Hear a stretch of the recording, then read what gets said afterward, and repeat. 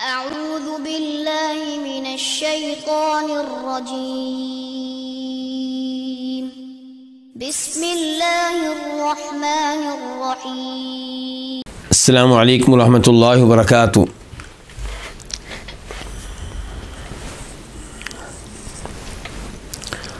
الحمد للہ رب العالمین والصلاة والسلام علی نبینا محمد وعلی آلہ وصحبہ اجمعین، اما بعد۔ آج کتاب التوحید ہے اور کتاب التوحید کا 29واں باب کیا ہے؟ باب ما جاء فی الاستسقاء بالانواع۔ باب ما جاء، جو کچھ آیا ہے۔ کہاں پہ آیا ہے؟ قرآن و حدیث میں آیا ہے۔ ما جاء، جو کچھ آیا ہے، کس کے متعلق؟ فی الاستسقاء بالانواع، ستاروں کے ساتھ بارش لینے کے بارے میں۔ الانواع نو ان کی جمع ہے، اس کا یہاں پہ معنی ستارہ ہے۔ الاستسقاء، بارش لینا، بارش طلب کرنا، بارش مانگنا۔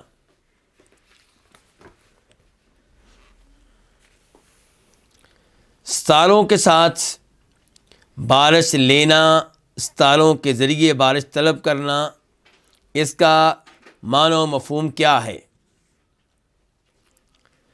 ایک تو یہ ہے کہ کوئی آدمی براہ راست ستاروں کو خالق مالک سمجھ کر انہی سے بارش مانگے، باقاعدہ کہے کہ اے فلاں ستارے ہم پہ بارش نازل کر۔ اور یہ بات کوئی بعید نہیں ہے۔ ہم دیکھتے ہیں آج کل کے اہل کفر کو کہ وہ کس طرح سورج اور چاند کی پوجا کر رہے ہوتے ہیں، مختلف دیویوں کی پوجا کر رہے ہوتے ہیں۔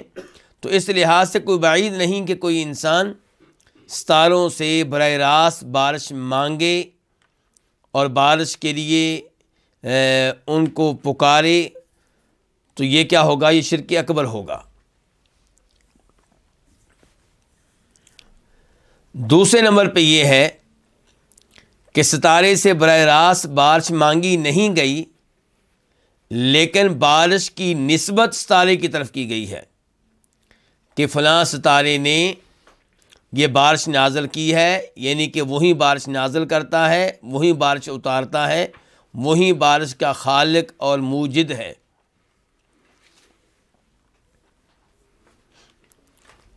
تو یہ بھی شرک اکبر ہے۔ تیسرے نمبر پہ یہ ہے کہ آپ نازل ہونے والی بارش کی نسبت ستاروں کی طرف کریں، اور اس نسبت سے مراد یہ ہو کہ ستارے بارش نازل ہونے میں سبب ہیں، ذریعہ ہیں۔ مثال کے طور پہ آپ کہیں کہ جب فلاں ستارہ حرکت کرتا ہے، یا فلاں ستارہ طلوع ہوتا ہے، یا فلاں ستارہ ڈوبتا ہے، تو بارش نازل ہوتی ہے، یعنی کہ اس کے سبب سے نازل ہوتی ہے۔ سبب کے طور پہ آپ اس کا تذکرہ کریں تو یہ شرک اصغر ہوگا، اکبر نہیں۔ اچھا، شرک اصغر ہم اسے کیوں کہہ رہے ہیں؟ کیونکہ ایسی گفتگو کرنے والا سمجھتا ہے کہ بارش نازل کرنے والا کون ہے؟ اللہ رب العزت۔ بارش کا خالق اور مالک کون ہے؟ اللہ رب العزت۔ ستارے اس میں سبب ہیں۔ تو جب سبب کہا گیا تو ہم نے اس کو شرک اصغر قرار دیا۔ تو یہاں پہ پھر ایک اور سوال اٹھے گا کہ کسی چیز کی نسبت اگر اس کے سبب کی طرف کی جائے تو کیا آپ اسے شرک اصغر کہہ دیں گے؟ جی ہاں، یہاں پہ شرک اصغر کہا جائے گا، کیونکہ اللہ تعالیٰ نے ستاروں کو بارش نازل ہونے میں سبب بنایا ہی نہیں۔ یہ سبب نہیں ہے، نہ شریعت سے ان کا سبب ہونا ثابت ہوتا ہے، اور نہ ہی دیگر علوم کے ذریعے ان ستاروں کا بارش نازل ہونے میں سبب بننا ثابت ہوتا ہے۔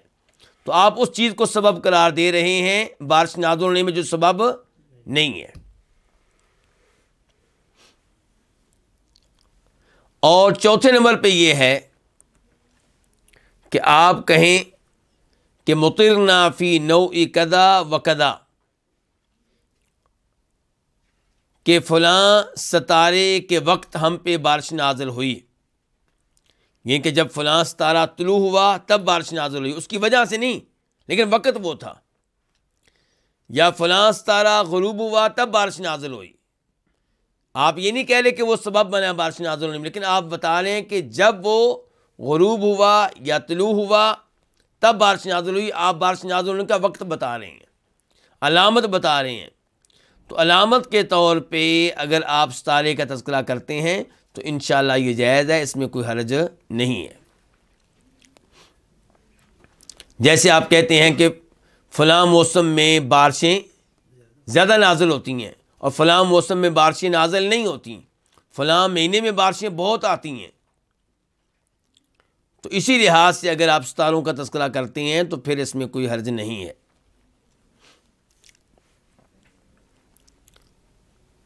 وقول اللہ تعالی، یہ باب ہے اللہ تعالیٰ کے اس فرمان کے بارے میں کہ وَتَجْعَلُونَ رِزْقَكُمْ أَنَّكُمْ تُكَذِّبُونَ، اور تم کر دیتے ہو، بنا دیتے ہو رزقکم، اپنا رزق، اپنا رزق کس چیز کو بنا دیتے ہو کہ انکم تکذبون، کہ بے شک تم تکذیب کرتے ہو، جٹلاتے ہو۔ کیا سمجھیں جی آپ اس سے؟ آپ کہیں گے کہ کوئی خاص سمجھ نہیں آئی۔ ہمیں دیکھنا پڑے گا کہ رزقکم سے یہاں کیا مراد ہے۔ ایک قول یہ ہے کہ رزقکم سے یہاں پہ مراد ہے اپنا حصہ۔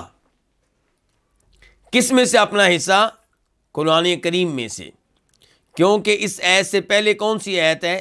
یہ آیت کون سی ہے جو ابھی ہم پڑھ رہے ہیں؟ آیت نمبر 82 سورہ واقعہ کی، اور اس سے پہلی آیت کیا ہے؟ 81، افبہذا الحدیث انتم مدہنون۔ حدیث سے مراد یہاں پہ کیا ہے؟ قرآن، اللہ کا کلام، اللہ کی بات۔ کیا پس تم اللہ کے اس کلام سے بے توجہی کر رہے ہو، اس کے معاملے میں سستی دکھا رہے ہو، یعنی کہ ایمان نہیں لاتے ہو، اسے قبول نہیں کرتے ہو، اس کی تصدیق نہیں کرتے ہو۔ وَتَجْعَلُونَ رِزْقَكُمْ، اور تم بناتے ہو اپنا حصہ کس میں سے؟ اس قرآن میں سے، اس کتاب میں سے۔ کیا کہ تم اس کتاب کی کیا کرتے ہو؟ تکذیب کرتے ہو، یعنی کہ قرآن جیسی عظیم کتاب کا استقبال کرنے کی بجائے اور اس کا دلی طور پہ احترام کرنے کی بجائے اور اس نعمت پہ اللہ کا شکر ادا کرنے کی بجائے اور اس کی تلاوت کرنے کی بجائے، اس پہ عمل کرنے کی بجائے، تم نے قرآن میں سے اپنا حصہ کیا کر دیا؟ کس چیز کو بنا دیا؟ تکذیب کرنے کا حصہ۔ تمہارا حصہ کیا ہونا چاہیے تھا؟ قرآن میں سے تلاوت کرنا۔ تمہارا قرآن کریم میں حصہ کیا ہونا چاہیے تھا؟ اس پہ عمل کرنا۔ تمہارا قرآن کریم میں حصہ کیا ہونا چاہیے تھا؟ اس پہ ایمان لانا۔ تمہارا اس میں سے حصہ کیا ہونا چاہیے تھا؟ اس کے ذریعے تبلیغ کرنا، لوگوں کو دعوت دینا۔ لیکن تم لوگوں نے اپنا حصہ قرآن میں سے کیا بنا لیا کہ تم اس کی تکذیب کرتے ہو، اس کو جھٹلاتے ہو، اس عظیم نعمت پہ اللہ کی ناشکری کرتے ہو۔ یہ ہے پہلا قول۔ اور اگر ہم یہ قول اختیار کرتے ہیں تو اس آیت کا بظاہر ہمارے باپ کے ساتھ کوئی تعلق نہیں ہے۔ دوسرا قول یہ ہے کہ رزقکم کا معنی ہے شکرکم، اور پھر اس آیت کا تعلق ہوگا بارش سے، جیسا کہ عبداللہ ابن عباس اور کئی ایک سلف کا قول ہے کہ اللہ تم پہ بارش نازل کرتا ہے، تم بارش نازل ہونے پہ اس کا شکر کیسے ادا کرتے ہو کہ تم اس کی تکذیب کرتے ہو، بارش کی نسبت اللہ کی بجائے کسی اور کی طرف کر دیتے ہو۔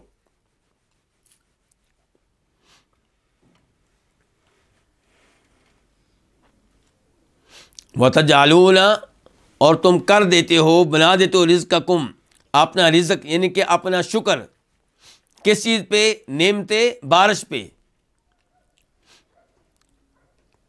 کیسے شکر ادا کرتے ہو تم اس نعمت کا؟ کہ انکم تکذبون، کہ تم تکذیب کرتے ہو، یعنی کہ اس نعمت کی نسبت اللہ کی بجائے کسی اور کی طرف کر دیتے ہو۔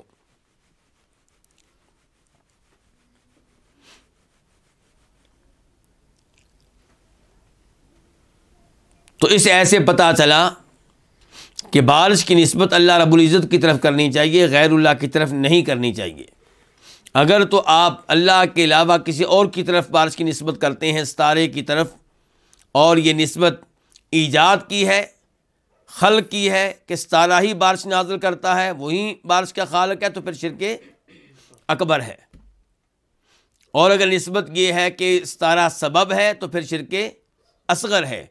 اور اگر اس نسبت سے مراد یہ ہے کہ ستارے علامت ہیں بارش نازل ہونے کی، فلاں ستارہ جب طلوع ہوتا ہے تو بارش نازل ہوتی ہے، وہ وقت ہے بارش کے نازل ہونے کا، تو اس میں انشاءاللہ کوئی حرج نہیں ہے۔ وعن ابی مالک الاشعری رضی اللہ عنہ، ابو مالک اشعری رضی اللہ عنہ سے روایت ہے، ان رسول اللہ صلی اللہ علیہ وسلم قال، کہ بے شک رسول اللہ صلی اللہ علیہ وسلم نے فرمایا، اربع فی امتی من امر الجاہلیت لا یترکونہن، اربع چار چیزیں، چار خصلتیں، چار عادتیں، فی امتی میری امت میں، یعنی کہ میری امت میں موجود چار خصلتیں، من امر الجاہلیہ یہ جاہلیت کے امور میں سے ہیں، جاہلیت کی عادات میں سے ہیں، لا یترکونہن وہ ان کو ترک نہیں کریں گے۔ کون ترک نہیں کریں گے؟ میری امت کے لوگ ان کو ترک نہیں کریں گے۔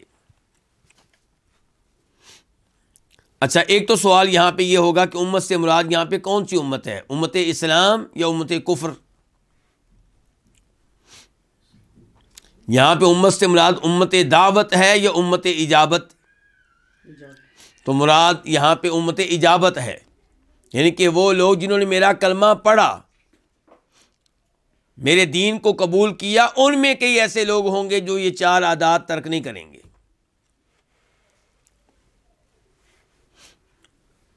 کیونکہ جو کفر پہ ہیں، جنہوں نے آپ کا کلمہ نہیں پڑھا، ان میں تو یہ چار نہیں کئی اور خرابیاں ہوں گی، وہ تو واضح طور پہ کفر کیا کریں گے۔ تو یہاں پہ بات ہو رہی ان کی جنہوں نے آپ کا کلمہ پڑھ لیا، آپ کے دین کو اپنا لیا، آپ کی امت اجابت میں سے بن گئے۔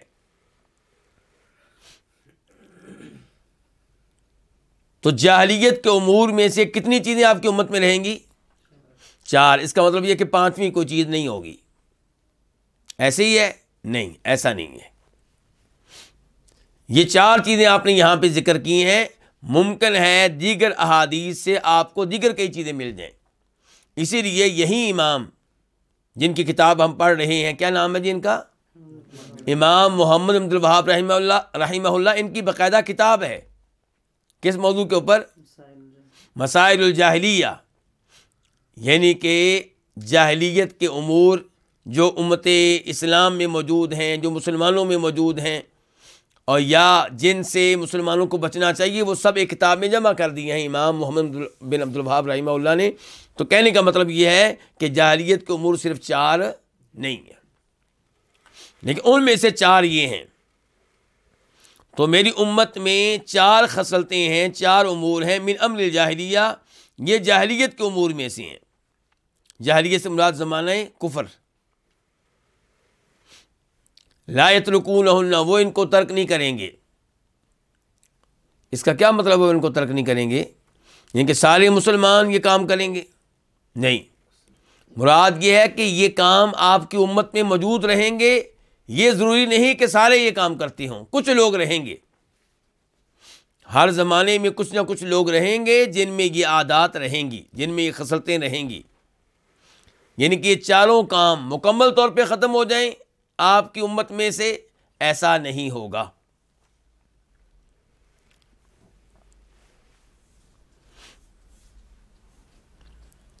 الفخر بالاحساب، پہلا کام کیا ہے؟ حسب پہ فخر کرنا۔ حسب کس کو کہتے ہیں؟ احساب حسب کی جمع ہے۔ آباء و اجداد کے کارنامے،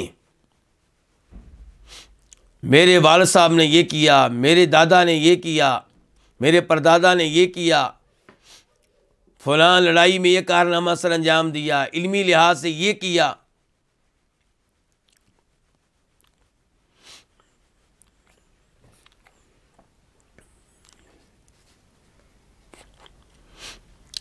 اپنے آباء و اجداد کے کارناموں کا تذکرہ کرنا، اپنے آپ کو اور اپنے بڑوں کو بڑا سمجھتے ہوئے اور دوسروں کو حقیر سمجھتے ہوئے۔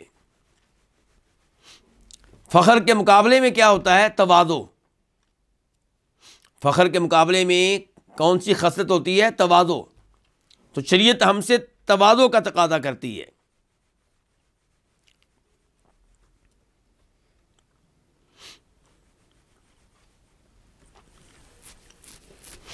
نبی علیہ الصلوۃ والسلام کا فرمان ہے، مسلم شریف کی حدیث ہے، نمبر ہے 2865 2865۔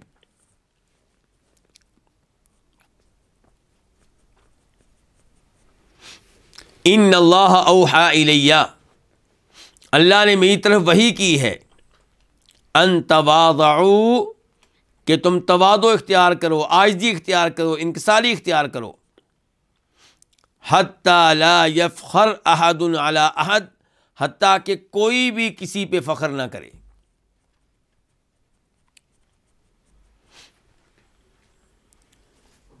اور یہ حدیث جو بھی میں نے آپ کے سامنے پڑھی ہے، اس میں اللہ کے نبی کیا کہہ رہے ہیں؟ اللہ نے میری طرف کیا کی ہے؟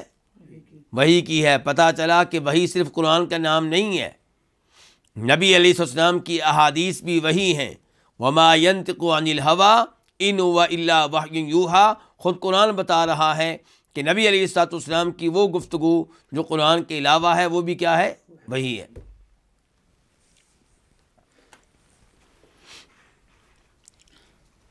تو تواضع یہ مومن کی صفات میں سے ہے، اور فخر کرنا اپنے بڑوں کے کارناموں پہ یہ زمانہ کفر کے لوگوں کی عادت ہے، یہ مسلمانوں کی عادت نہیں ہے۔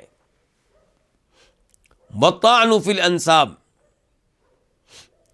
اور دوسروں کے نسب میں طعنہ زنی کرنا، عیب نکالنا۔ الانساب، نسب کس کو کہتے ہیں؟ کسی کی نسبت کس کی طرف؟ اپنے والد کی طرف، اپنے دادا، پردادا اور اوپر تک۔ اس میں طعنہ زنی کرنا، عیب نکالنا، یعنی کہ کوئی کسی خاندان کا ہے لیکن یہ کہنا کہ یہ اس خاندان میں سے نہیں ہے۔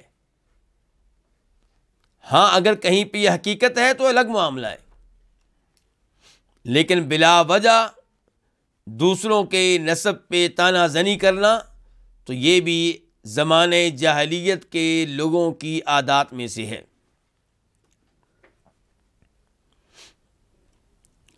اس میں ایک تو یہ ہو جائے گا نسبت میں کیڑے نکالنا، اور دوسرا یہ ہے کہ نسبت میں کیڑے نہ نکالنا لیکن دوسروں کے بڑوں کو غلط قرار دینا،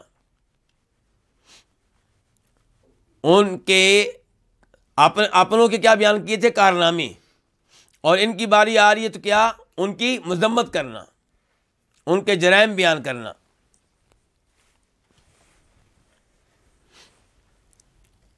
والاستسقاء بالنجوم، تیسرے نمبر پہ فرمایا ستاروں کے ذریعے بارش لینا، اور اس کی تفسیر کے ساتھ وضاحت ہو چکی ہے پہلے کہ ستاروں کے ذریعے بارش لینے کا کیا مطلب ہے۔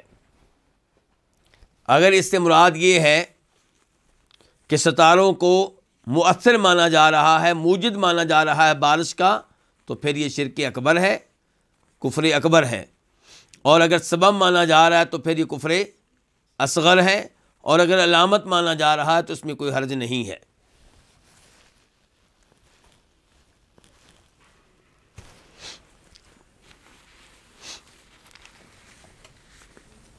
والنیاح،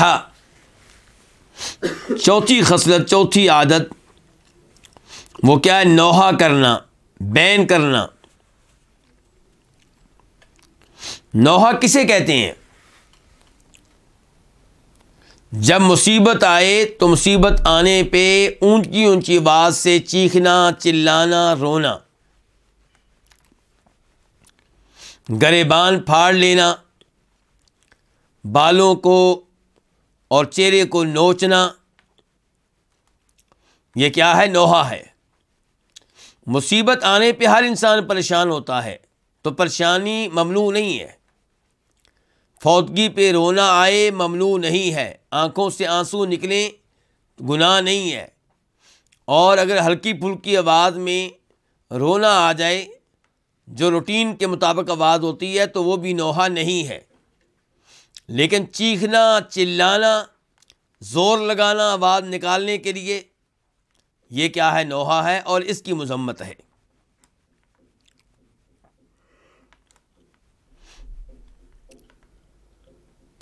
نوحے کو زمانہ جاہلیت کے امور میں سے ایک امر قرار دیا گیا ہے۔ اس سے آپ اندازہ لگا سکتے ہیں کہ کتنا بڑا جرم ہے، بلکہ اس کے بارے میں مزید وضاحت آ رہی ہے اسی حدیث میں۔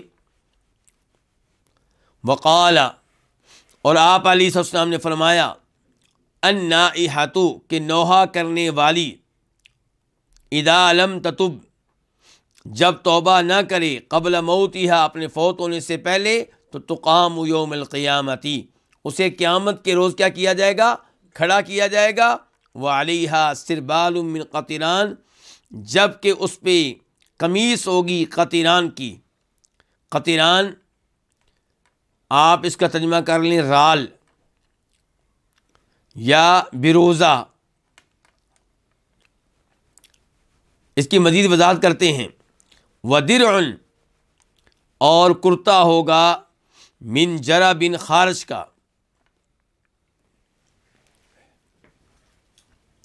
حدیث کا یہ آخری حصہ جو ابھی ہم نے پڑھا ہے، اس میں ایک سوال تو یہ اٹھے گا کہ آپ نے کہا کہ نوحہ کرنے والی عورت کا یہ انجام ہوگا، تو اگر مرد نوحہ کرے تو؟ جواب یہ ہے کہ اس کا بھی یہی انجام ہوگا، اس کی بھی یہی سزا ہے۔ سوال پھر اٹھے گا کہ اللہ کے نبی علیہ الصلوۃ والسلام نے پھر اس حدیث میں عورت کا نام کیوں لیا، مرد کا نام کیوں نہیں لیا؟ تو اس لیے کہ یہ بری عادت عام طور پہ کن میں ہوتی ہے؟ عورتوں میں ہوتی ہے، مردوں میں عورتوں کے مقابلے میں کم ہوتی ہے۔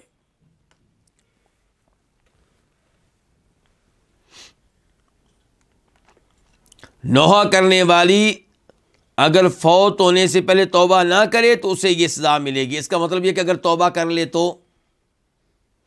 پھر اس سزا سے بچ جائے گی۔ اس سے پتہ چلا کہ اللہ رب العزت کی رحمت کتنی وسیع ہے۔ فوت ہونے سے پہلے آپ توبہ کر لیں، اللہ تعالیٰ ہر گناہ کو معاف کرتے ہیں۔ قل یا عبادی الذین اسرفوا علی انفسہم لا تقنطوا من رحمت اللہ ان اللہ یغفر الذنوب جمیعا۔ اللہ تعالیٰ کہتے ہیں میرے وہ بندے جو اپنے اوپر ظلم و زیادتی کر چکے، بہت گناہ کر چکے، وہ میری رحمت سے مایوس نہ ہوں، میں سارے گناہوں کو معاف کر دیتا ہوں۔ ان کے توبہ کی جائے تو اللہ ہر گناہ کو معاف کر دیتے ہیں۔ اس عورت کو کھڑا کیا جائے گا، کہاں سے کھڑا کیا جائے گا؟ قبروں سے جب اٹھایا جائے گا تو صورتحال کیا ہوگی کہ اس کے اوپر قمیص ہوگی۔ سربال کا معنی کیا کر رہے ہیں ہم؟ قمیص، اور اس کی جمع کیا ہوتی ہے؟ سرابیل، جیسا کہ قرآن کریم میں آتا ہے۔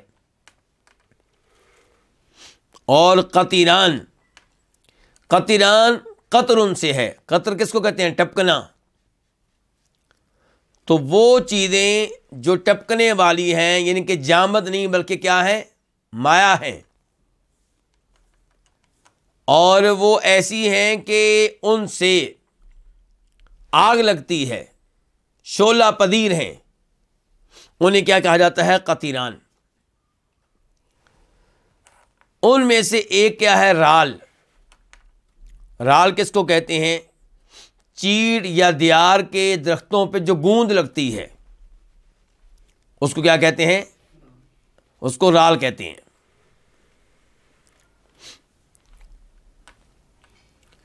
اور ایسے ہی کئی درختوں سے مادہ نکلتا ہے، بڑا بدبودار ہوتا ہے، لیکن اس کو آگ بڑی جلدی لگتی ہے، اس کو کہتے ہیں بیروزہ۔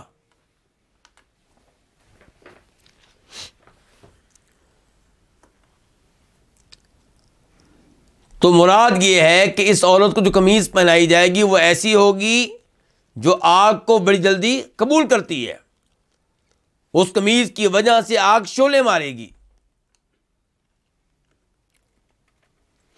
اور یہ اسے قمیض پہنائی جا رہی ہے کب؟ جب قبر سے کھڑا کیا گیا ہے۔ اس کا مطلب یہ ہے کہ ابھی جنت جہنم کے فیصلے نہیں ہوئے، اس سے پہلے اسے سزا مل رہی ہے۔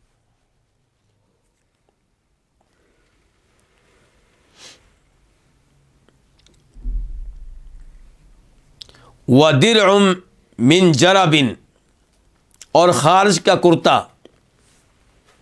درع وہ کپڑا ہوگا جو سربال سے نیچے ہوگا، یعنی کہ جسم کے ساتھ براہ راست لگنے والا کیا ہوگا؟ درع۔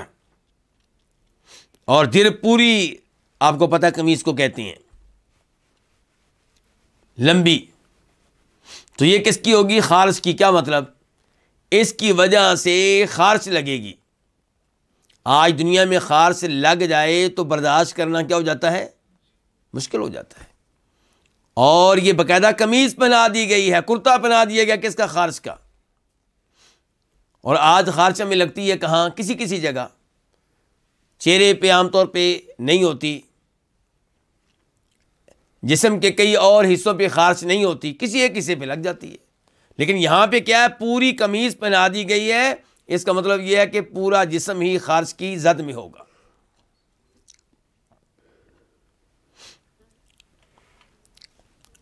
اللہ رب العزت ہمیں ہر طرح کے عذاب سے محفوظ رکھے۔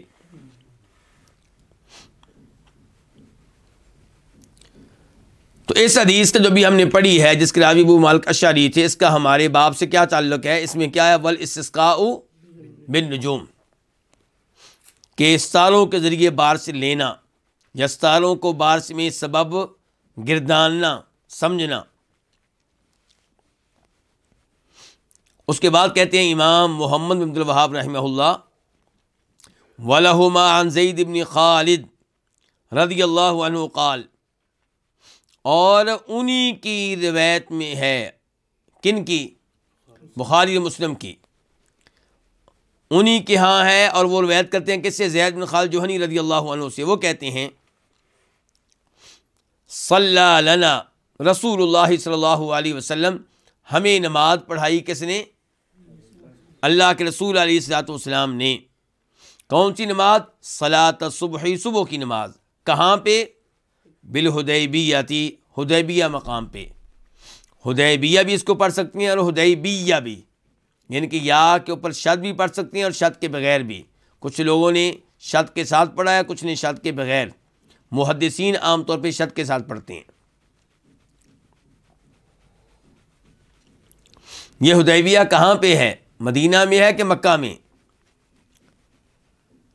یہ مکہ کے قریب ہے۔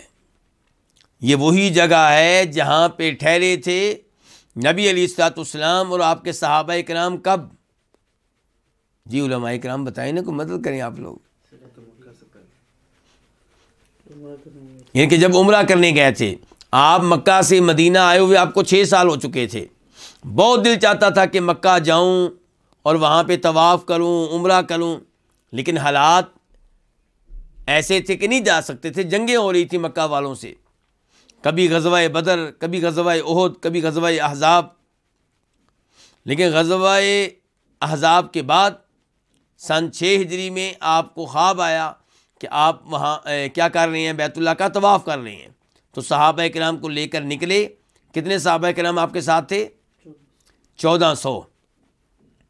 حدیبیہ کے مقام پہ آپ ٹھہرے تاکہ مکہ والوں سے پہلے اجازت لے لیں، کہیں ایسا نہ ہو کہ ان کے ساتھ لڑائی شروع ہو جائے، جبکہ آپ اور آپ کے صحابہ کرام لڑنے کے لیے نہیں آئے، حالت احرام میں ہیں، پرامن طور پہ عمرہ کرنا چاہتے ہیں۔ کوئی قبضہ کرنا مقصد نہیں ہے، لڑائی کرنا مقصد نہیں ہے۔ جناب عثمان ابن عفان کو پھر آپ نے اپنا سفیر بنا کر بھیجا تھا، لیکن مکہ والوں نے اجازت نہیں دی تھی۔ بالآخر ان کے ساتھ معاہدہ ہو گیا تھا کہ آئندہ سال آپ لوگ عمرہ کر سکتے ہیں۔ تو کہنے کا مطلب یہ ہے کہ واقعہ کہاں پہ ہوا تھا؟ حدیبیہ کے مقام پہ۔ اور ادھر ہی بیعت رضوان ہوئی تھی۔ بیعت رضوان کا مطلب کیا؟ کہ جناب عثمان کے بارے میں یہ بات مشہور کر دی گئی کہ مکہ والوں نے انہیں شہید کر دیا ہے۔ تو آپ نے کہا تھا میں اپنے عثمان کا بدلہ لیے بغیر واپس نہیں جاؤں گا۔ تم لوگ اگرچہ عمرہ کرنے کے لیے آئے ہو، لڑنے کے لیے نہیں آئے ہو، لیکن تم میں سے کون ہے جو میرے ہاتھ پہ ہاتھ رکھ کے وعدہ کرے کہ وہ اس مسئلے میں میرا ساتھ دے گا کہ ہم نے عثمان کا بدلہ لینا ہے۔ تمام کے تمام صحابہ کرام نے آپ کے ہاتھوں پہ بیعت کی تھی، اور یہ بیعت اللہ کو اتنی پسند آئی کہ اللہ نے اعلان کر دیا کہ میں ان سب پہ راضی ہو چکا، لقد رضی اللہ عن المؤمنین۔ اسی لیے اس بیعت کو کیا کہتے ہیں؟ بیعت رضوان، ان کی وہ بیعت جس کے نتیجے میں اللہ کی رضامندی ملی، اللہ کی خوشنودی ملی۔ تو ہمیں اللہ کے رسول نے نماز پڑھائی صبح کی حدیبیہ مقام پہ، علی اثر سماء کانت من اللیل، اس بارش کے بعد جو کب ہوئی تھی؟ رات کو ہوئی تھی۔ فلما انصرف، جب آپ نماز سے فارغ ہوئے، اقبل علی الناس، لوگوں کی جانب آپ متوجہ ہوئے، آپ نے اپنا چہرہ انور لوگوں کی طرف کر لیا۔ فقال، چنانچہ آپ نے کہا، هل تدرون ماذا قال ربکم، کیا تم جانتے ہو کہ تمہارے رب نے کیا کہا ہے؟ یہ انداز آپ کو کیسا لگا جی گفتگو کا؟ یہ ایک کامیاب معلم کا انداز ہے، یہ کامیاب داعی کا انداز ہے، اور نبی علیہ الصلوۃ والسلام سے ہمیں سیکھنا چاہیے کہ کیسے بچوں کو پڑھانا ہے، کیسے تقریر کرنی ہے، کیسے خطبہ دینا ہے۔ لیکن افسوس کہ اس مسئلے میں ہم اپنے بچوں کو جو ٹریننگ کراتے ہیں، جو کورس کرواتے ہیں، وہ کہاں سے آ رہے ہیں؟ یورپ سے۔ اسکول ٹیچرز کو جو کورس کروائے جاتے ہیں اچھی ٹیچنگ کے لیے، وہ نصاب کہاں سے آتا ہے؟ یورپ سے آ رہا۔ حالانکہ ہمیں چاہیے تھا کہ ہم ان کو نصاب دیتے، اللہ کے نبی علیہ السلام سے سیکھا جائے کہ ٹیچنگ کیسے کرنی ہے۔ تو یہ بہترین انداز ہے بات کرنے کا۔ اس انداز سے بات کی جائے تو طالب علم، شاگرد اور سامع آپ کی بات کو دھیان سے سنے گا اور اپنے ذہن میں جگہ دے گا۔ تو یہ شوق پیدا کرنے والا انداز ہے۔ شوق کس چیز کا؟ وہ چیز جو ابھی ذکر کی جائے گی، کہ اس کو دھیان سے سنا جائے۔ دوسرے نمبر پہ اس جملے سے کیا پتہ چلا کہ کیا تمہیں پتہ ہے تمہارے رب نے کیا کہا ہے؟ پتہ چلا کہ اللہ رب العزت کی صفات میں سے ایک صفت کیا ہے؟ کلام کرنا، اور اللہ تعالیٰ جب چاہتے ہیں کلام فرماتے ہیں۔ اسی لیے آپ نے کہا کہ تمہیں پتہ ہے تمہارے رب نے کیا کہا، یعنی کہ ابھی اس بارش کے بعد تمہارے رب نے کیا کہا۔ تو اس کا مطلب یہ ہے کہ اللہ تعالیٰ جب چاہتے ہیں کلام فرماتے ہیں۔ قالوا، انہوں نے کہا، اللہ ورسولہ اعلم، اللہ اور اللہ کے رسول زیادہ علم رکھنے والے ہیں، یعنی کہ ان کے پاس علم ہے اس چیز کا، ہمیں یہ بات معلوم نہیں ہے۔ آج کل یہ کہنا کہ اللہ و رسول عالم کیسا ہے؟ جی علماء کرام، آج کل یہ کہنا کہ اللہ و رسول عالم یہ کیسا ہے، یعنی کہ اللہ عالم کہنا تو بالکل ٹھیک ہے، کسی کا اختلاف نہیں ہوگا، لیکن یہ کہنا کہ اللہ و رسول عالم، صحابہ کرام جب کہتے تھے اللہ و رسول عالم، تب اللہ کے رسول حیات تھے، زندہ تھے، موجود تھے، تب کہنے میں کوئی اشکال نہیں تھا۔ لیکن آپ کے دنیا سے چلے جانے کے بعد، آپ کے فوت ہو جانے کے بعد یہ الفاظ استعمال کرنا کیسا ہے؟ اگر مسئلہ ہے دینی شریعت کا تو آپ وہاں پہ کہہ سکتے ہیں اللہ و رسولہ عالم، کیونکہ نبی علیہ الصلوۃ والسلام دین کا علم رکھتے تھے، بلکہ سب سے بڑھ کر پورا دین ہی ہم نے آپ سے لیا ہے۔ دین کی کوئی ایسی بات نہیں ہے جو آپ کو معلوم نہ ہو، تو اس لیے دینی مسئلے میں آپ کہہ سکتے ہیں اللہ و رسولہ عالم۔ مثال کے طور پہ آپ کہیں گے کہ رفع الیدین کرنا نبی علیہ الصلوۃ والسلام کی سنت ہے، اس سنت پہ آپ نے آخری وقت تک عمل کیا ہے، یہ دلائل ہیں، باقی اللہ و رسولہ عالم۔ تو یہ بات کہنے میں کوئی قباحت نہیں ہے۔ لیکن اگر معاملہ ہے ایسا جو نبی علیہ الصلوۃ والسلام کے دنیا سے چلے جانے کے بعد پیش آیا، کسی کی فوتگی ہوئی، کسی کے ہاں بچہ پیدا ہوا، کسی کے ہاں شادی ہوئی، کسی نے مکان بنایا، کوئی نیا ملک بن گیا، کوئی ملک تباہ ہو گیا، تو ایسی باتوں میں یہ کہنا اللہ و رسول عالم یہ درست نہیں ہوگا، کیونکہ اللہ کے رسول علیہ السلام فوت ہو چکے، اور آپ کا تو معاملہ یہ ہے کہ جب روز قیامت آپ حوض کے پاس کھڑے ہوں گے تو کئی لوگ آپ کے حوض پہ وارد ہوں گے، آئیں گے پانی پینے کے لیے، لیکن انہیں دور کر دیا جائے گا، ہٹا دیا جائے گا، اور آپ ان کی شفاعت کریں گے کہ ان کو آنے دو، یہ میرے امتی ہیں، تو آپ سے کہا جائے گا انک لا تدری ما احدثوا بعدک، آپ کو نہیں پتا کہ آپ کے بعد یہ کیا کرتے رہے، آپ کو نہیں پتا۔ اس کا مطلب ہے کہ لوگوں کے امور کے متعلق یہ کہنا کہ اللہ و رسولہ عالم، یہ درست نہیں ہے۔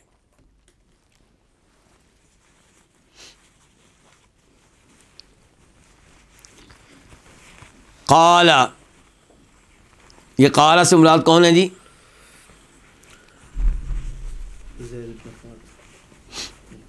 یہ قال ہے نبی علیہ الصلوۃ والسلام۔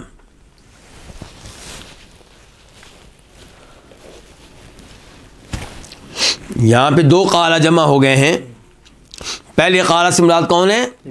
نبی علیہ السلام، اور دوسرے قال سے مراد کون ہے؟ اللہ تعالیٰ، کہ فرمایا نبی علیہ السلام نے قالا، کہا، کس نے؟ اللہ تعالیٰ نے کہا۔ تو یہ جو قالا کے بعد اب حدیث کا حصہ ہے، یہ کیا بن گیا؟ حدیث قدسی۔ حدیث قدسی کسے کہتے ہیں؟ جس میں نبی علیہ السلام کہتے ہیں کہ اللہ نے یوں کہا، اصبح من عبادی مؤمن بی و کافر۔ اللہ تعالیٰ نے کہا کہ اصبح کا معنی آپ کر سکتے ہیں کہ ہو گیا، ہو گئے، ہو گیا سارا، اور دوسرا یہ کہ اصبح کا معنی آپ کر لیں صبح کی، صبح میں داخل ہوئے۔ دونوں طرح کے معنی یہاں پہ کیے جا سکتے ہیں، ان میں سے کوئی معنی آپ لے لیں۔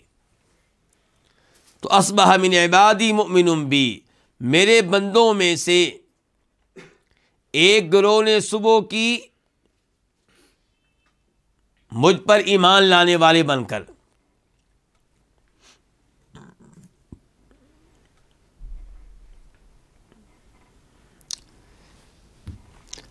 اور وکافر، اور دوسرے گروہ نے صبح کی اور وہ کیا ہے؟ وہ کافر بن چکا۔ تو یہ اصبح کا معنی صبح والا معنی، اور دوسرا یہ کہ آپ کہیں ہو گیا، کہ میرے بندوں میں سے کچھ بندے مومن بن گئے اور میرے بندوں میں سے کچھ بندے کیا بن گئے؟ کافر بن گئے۔ عبادی سے مراد کون سے بندے ہیں؟ یعنی کہ عبادی، میرے بندے، یہ جو اضافت اور نسبت ہے بندوں کے اللہ کی طرف، یہ تشریف کے لیے ہے یا تشریف کے لیے نہیں ہے؟ یہ تشریف کے لیے نہیں ہے، کیونکہ یہ وہ بندے ہیں جن میں سے کچھ مومن بن گئے، کچھ کافر بن گئے، تو کافروں کے لیے تو شرف نہیں ہے نا، عزت نہیں ہے۔ کبھی اللہ تعالیٰ کہتے ہیں میرے بندے، مراد ہوتا ہے اللہ کے مومن بندے، تو وہاں پہ ہم کہیں گے اللہ نے بندوں کی نسبت اپنی طرف کی ہے، بندوں کو عزت دینے کے لیے، شرف بخشنے کے لیے۔ تو اضافت کس کام کے لیے ہے؟ للتشریفی۔ اور کبھی اللہ تعالیٰ کہتے ہیں میرے بندے، اور اس سے مراد سب لوگ ہوتے ہیں، مسلمان بھی کافر بھی۔ تو اس سے مراد یہ ہوتا ہے کہ یہ میرے بندے ہیں، ان کے میں ان کا مالک ہوں، میں ان کا خالق ہوں، اور ان میں سے کئی اللہ کے خاص بندے ہوتے ہیں، ایمان لانے والے، صاحب عزت، اور کئی اللہ کے منکر ہوتے ہیں، تو ان کے لیے کوئی عزت نہیں ہے۔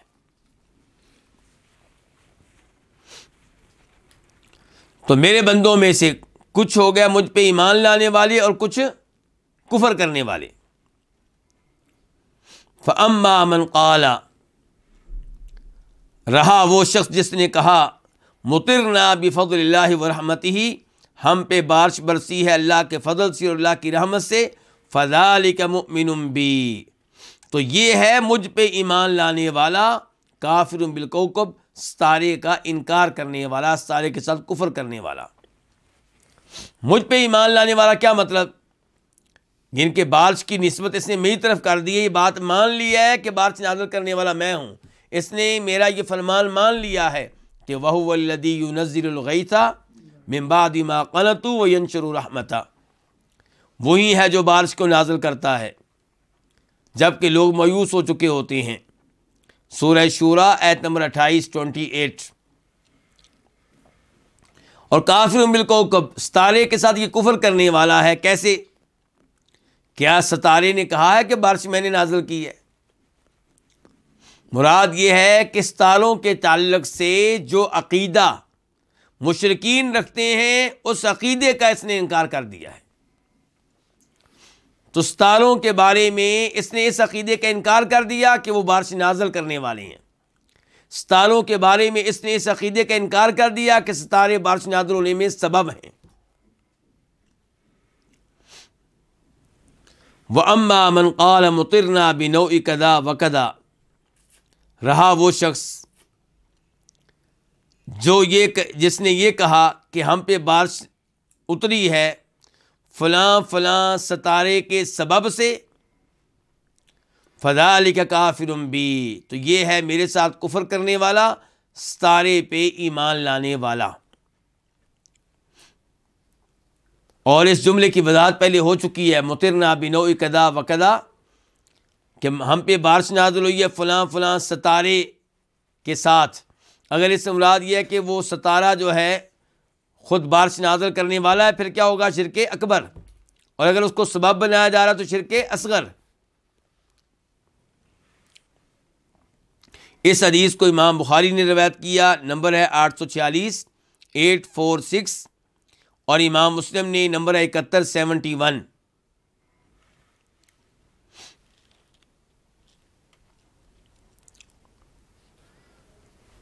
وَلَهُمَا مِنْ حدیث ابن عباس معناه، اور ان کے ہاں، کن کے ہاں؟ بخاری مسلم کے ہاں، من حدیث ابن عباس، عبداللہ ابن عباس کی حدیث میں سے ہے معناه، اس کا معنی. کس کا معنی؟ جو حدیث ابھی گزری ہے اس کے راوی کون تھے؟ زید بن خالد الجوہنی. تو امام محمد عبد الوہاب رحمہ اللہ کہتے ہیں کہ عبداللہ بن عباس بھی ایسی حدیث روایت کرتے ہیں، دونوں کا مفہوم ایک ہی ہے، الفاظ مختلف ہیں. الفاظ کیا ہیں؟ اور یہ حدیث کہاں آئی ہے؟ بخاری اور مسلم میں. یہ کون کہہ رہے ہیں؟ امام محمد عبد الوہاب رحمہ اللہ. جبکہ صحیح بات یہ ہے کہ یہ حدیث بخاری میں نہیں ہے، مسلم میں ہے. مسلم میں اس کا نمبر ہے 73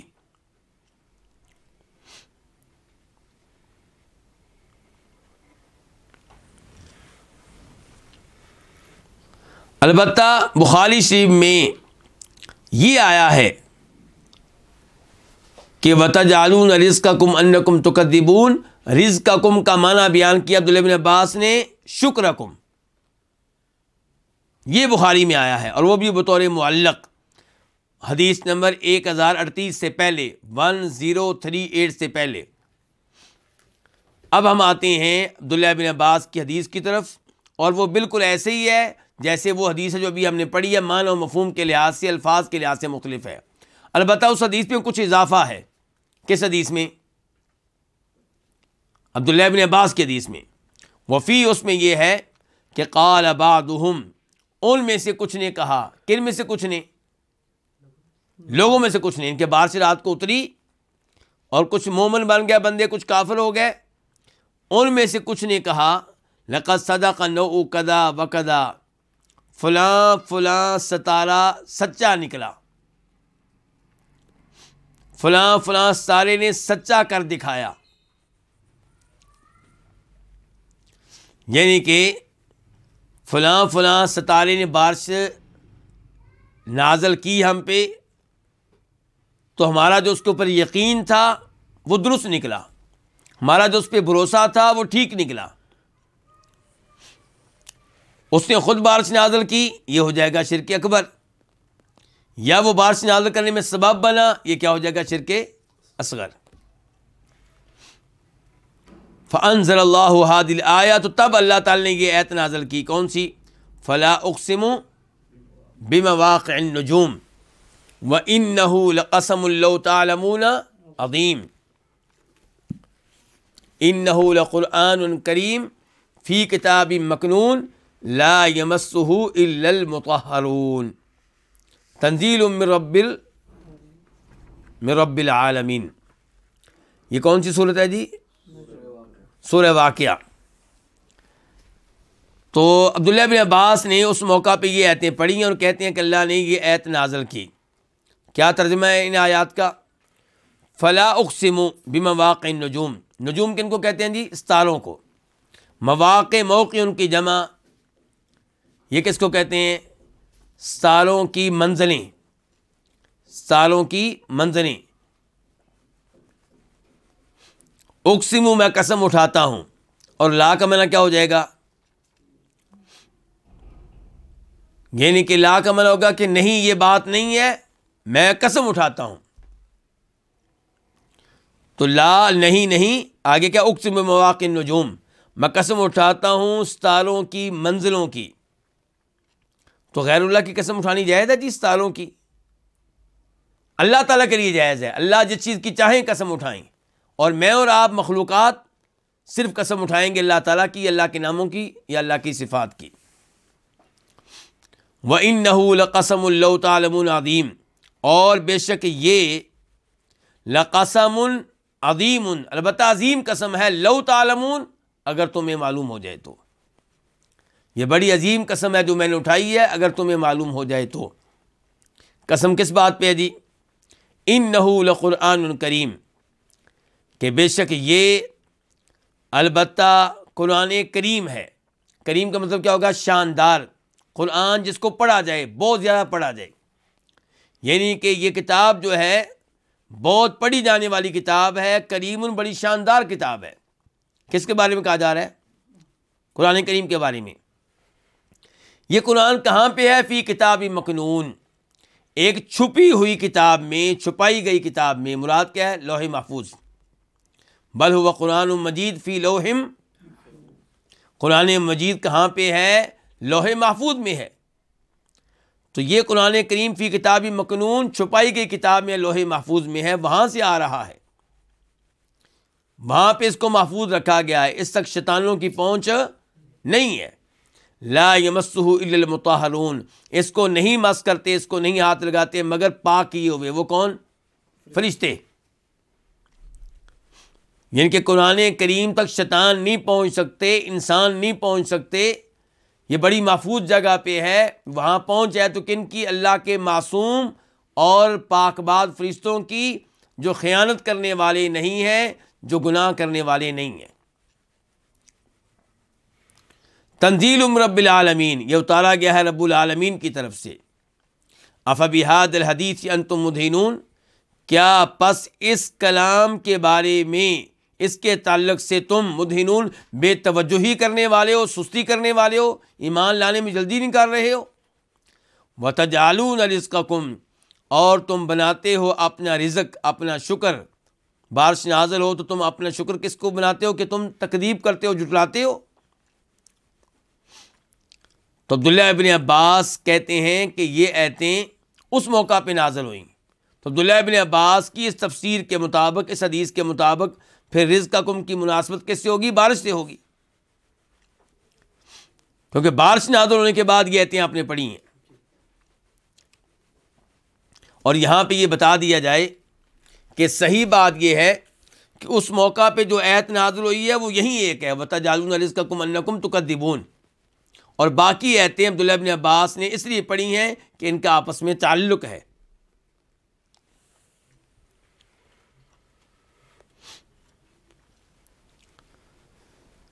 جب یہ آیات آئیں تو یہیں سے یہ مسئلہ اس کی طرف بھی اشارہ کر دوں کہ کیا قرآن کریم کو بے وضو شخص ہاتھ لگا سکتا ہے؟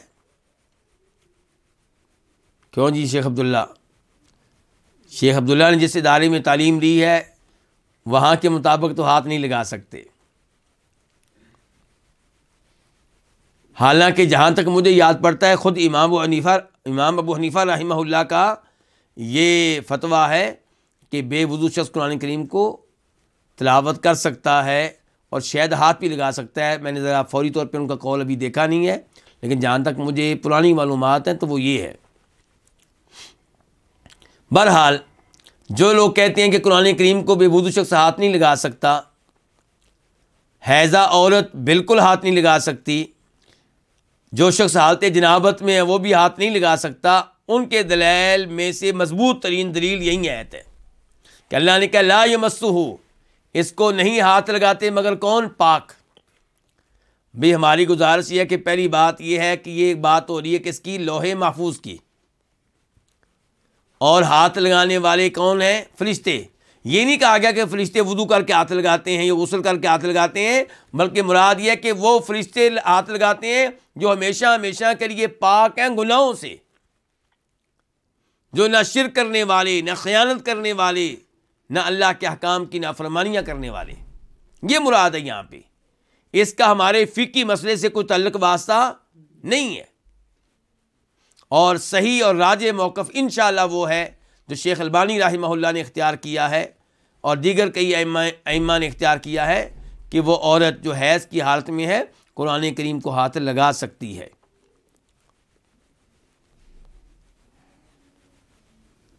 کیا دلیل ہے؟ دلیل انہوں نے دینی ہے جو کہتے ہیں نہیں لگا سکتی. ہم نے دلیل نہیں دینی. ہم تو کہتے ہیں لگا سکتی ہے. ہمارے نزدیک تو یہ ہے کہ مومن کبھی بھی پلید نہیں ہوتا. کیا آپ لوگوں کو وہ حدیث یاد نہیں ہے کہ جناب ابو ہریرہ رضی اللہ عنہ نبی علیہ السلام کو ملے راستے میں، سلام لیا اور سلام لے کے کھسک گئے. جب واپس آئے تو اللہ کے نبی نے کہا کہاں نکل گئے تھے ابو ہریرہ رضی اللہ تعالیٰ عنہ؟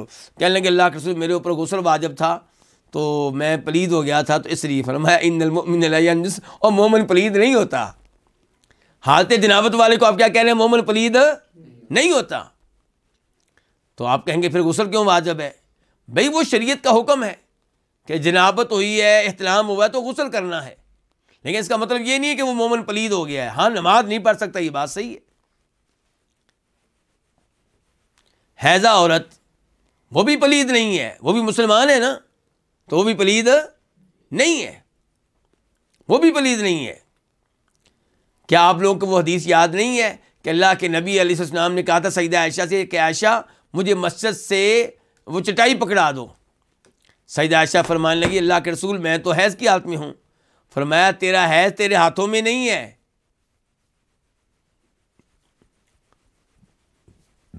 کیا ہم ان عورتوں کے ہاتھ کا تیار کیا ہوا کھانا نہیں کھاتے؟ کھانا کھاتے ہیں کہ نہیں کھاتے؟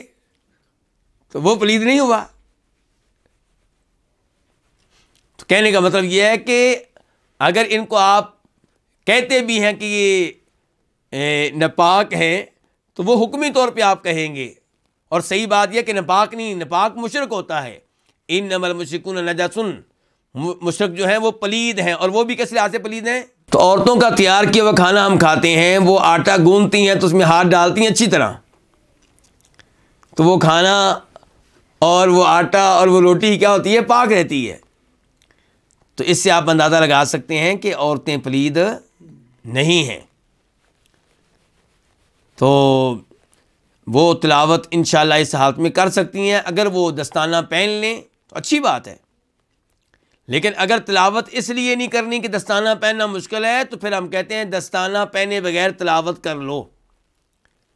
اور میں کہا کرتا ہوں اس آدمی کے بارے میں جس کا وضو نہیں ہے، یہ مسئلہ ذرا دھیان سے سن لیا جائے، کہ افضل یہی ہے کہ انسان وضو کر کے تلاوت کرے، لیکن یہ پوری بات نہیں ہے. اتنی بات کرنے سے بڑی خرابیاں پیدا ہو رہی ہیں، لوگ تلاوت نہیں کرتے. ایک آدمی مدینہ سے مکہ جا رہا ہے، 5 گھنٹے کا سفر ہے، وہ تلاوت نہیں کرے گا کیونکہ میرا وضو نہیں ہے. تو پورا مسئلہ یوں ہے کہ وضو کے ساتھ تلاوت کرنا افضل ہے، لیکن اگر آپ نے اس لیے تلاوت نہیں کرنی کہ میرا وضو نہیں ہے تو پھر بغیر وضو کے تلاوت کرنا اس سے بہتر ہے کہ آپ تلاوت نہ کریں. تو اعلیٰ ترین درجہ یہ ہے کہ آپ وضو بھی کریں اور تلاوت بھی کریں، اور دوسرا درجہ یہ ہے کہ آپ تلاوت کریں چاہے وضو نہیں ہے، اور تیسرا درجہ یہ ہے کہ جناب تلاوت اس لیے نہیں کی جا رہی کہ وضو نہیں ہے. تو حیض کی حالت میں تلاوت انشاءاللہ ہو سکتی ہے اور اس میں کوئی حرج نہیں ہے. اب آئیے یعنی کہ اس باب کے مسائل کی طرف. فیہ مسائل، اس میں کئی ایک مسائل ہیں. الاولی تفسیر آیت الواقعہ، اس باب کی وجہ سے، اس باب کی احادیث اور آیات کی وجہ سے ہمیں سورہ واقعہ کی آیت کی تفسیر جاننے کا موقع ملا. کون سی آیت؟ وَتَجْعَلُونَ رِزْقَكُمْ أَنَّكُمْ تُكَذِّبُونَ، کہ تم اپنا شکر کس چیز کو بناتے ہو کہ تم تکذیب کرتے ہو، یعنی کہ بارش کی نسبت اللہ کی بجائے کسی اور کی طرف کر دیتے ہو، ستاروں کی طرف کر دیتے ہو۔ الثانیہ، دوسرا مسئلہ، الاربع التی من امر الجاہلیہ، ان 4 چیزوں کا تذکرہ ہوا جو امور جاہلیت میں سے ہیں، جاہلیت کے امور میں سے ہیں، جاہلیت کی خصلتوں میں سے ہیں۔ الثالثہ، تیسرا مسئلہ، ذکر الکفر فی بعضھا، ان میں سے کچھ کے بارے میں کفر کا تذکرہ ہوا۔ کس کے بارے میں؟ الاستسقاء بالنجوم، ستاروں کے ذریعے بارش طلب کرنا، اس کا معاملہ کفر تک جاتا ہے، اس کا معاملہ کفر تک جاتا ہے، اور تفصیل بیان ہو چکی ہے کہ اگر کوئی سمجھتا ہے کہ ستارے خود بارش نازل کرتے ہیں، مؤثر ہیں، تو پھر کیا ہے؟ شرک اکبر اور کفر اکبر، اور اگر یہ کہ وہ سبب ہے تو پھر شرک اصغر ہے۔ بلکہ یہاں پہ ایک حدیث ذکر کر دینا بھی مناسب ہوگا، وہ بھی مسلم شریف کی ہے، اس کا نمبر ہے 67، اور راوی ہے ابو ہریرہ رضی اللہ تعالی عنہ۔ فرمایا نبی کریم صلی اللہ علیہ وسلم نے، اثنتان فی الناس ہما بہم کفر، 2 چیزیں لوگوں میں ہوتی ہیں اور وہ کفر ہوتی ہیں۔ نمبر 1، الطعن فی النسب، دوسروں کے نسب میں کیا کرنا؟ طعن کرنا، کیڑے نکالنا۔ والنیاحۃ المیت، اور میت میں کیا کرنا؟ نوحہ کرنا۔ تو اس حدیث کے ذریعے پتہ چلا کہ میت پہ نوحہ کرنا بھی کفر ہے، اور دوسرے کے نسب میں طعن کرنا بھی کفر ہے، لیکن یہ کون سا کفر ہوں گے؟ کفر اصغر، یہ کفر اکبر نہیں ہے۔ لیکن بارش کے ذریعے، ستاروں کے ذریعے بارش لینا، وہ کسی شکل میں کفر اکبر ہے اور کسی شکل میں کفر اصغر ہے۔ الرابعہ، چوتھا مسئلہ، ان من الکفر ما لا یخرج من الملہ، کفر میں سے کوئی وہ ہوتا ہے جو انسان کو دین اسلام سے خارج نہیں کرتا، اس کو کیا کہتے ہیں؟ کفر اصغر۔ وہ ہمیں کیسے پتہ چلا کہ اگر کوئی بارش کی نسبت ستاروں کی طرف کرتا ہے ان کو سبب جان کر، تو یہ کفر اکبر نہیں ہے، کفر اصغر ہے۔ اس کی وجہ سے انسان کافر نہیں بنے گا، مسلمان ہی رہے گا۔ اور اس کی تائید میں ایک اور حدیث بھی آپ لکھ سکتے ہیں، مسلم شریف کی حدیث ہے 66، فرمایا تھا نبی علیہ السلام نے، لا ترجعوا بعدی کفارا یضرب بعضکم رقاب بعض، میرے بعد کفر نہ کرنا کہ تم میں سے کوئی کسی کی گردن اڑانے لگے، یعنی کہ مسلمان کو قتل کرنا کیا کفر ہے، لیکن کون سا کفر؟ کفر اصغر۔ لا ترجعوا بعدی کفارا یضرب بعضکم رقاب بعض۔ الخامسہ، پانچواں مسئلہ، قولہ، آپ علیہ السلام کا یہ فرمانا، اصبح من عبادی مؤمن بی وکافر بسبب نزول النعمہ، کہ میرے بندوں میں سے کچھ مومن بن گئے، کچھ کافر بن گئے، یہ آپ کا یہ کس کی وجہ سے ہوا؟ یہ بارش نازل ہونے کے سبب سے۔ النعمہ سے مراد یہاں پہ کیا؟ بارش نازل ہونے کے سبب سے آپ نے فرمایا کہ میرے کچھ بندے، اللہ تعالی نے فرمایا کہ میرے کچھ بندے مومن بن گئے اور کچھ کیا بن گئے؟ کافر بن گئے۔ اس کا مطلب ہے کہ بارش وغیرہ کے موقع پہ، نعمتیں ملنے کے موقع پہ خبردار رہنا چاہیے، کہیں ایسا نہ ہو کہ آپ نعمت کی نسبت اللہ کی بجائے کسی اور کی طرف کر رہے ہو۔ السادسہ، التفطن للایمان فی ھذا الموضع، اس جگہ ایمان کو سمجھنا چاہیے۔ کس جگہ؟ اس جگہ سے مراد کیا ہے؟